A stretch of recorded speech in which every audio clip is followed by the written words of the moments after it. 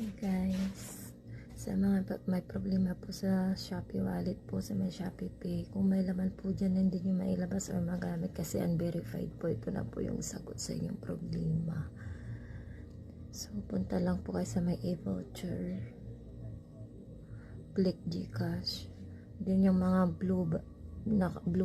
blue po dyan na may amount po. Yan po yung pagpipilian nyo kung magkano po yung laman ng Shopee Pay nyo. Yan po yung pagpipilian nyo.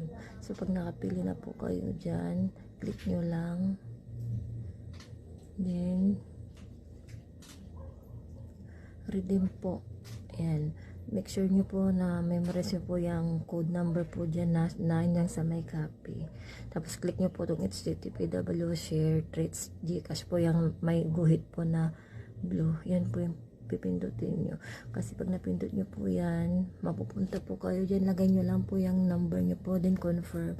Tapos pag click nyo yung start, hingin na po yan ng code. Yun na po yung ilalagay yung code yung pina-memorize ko po.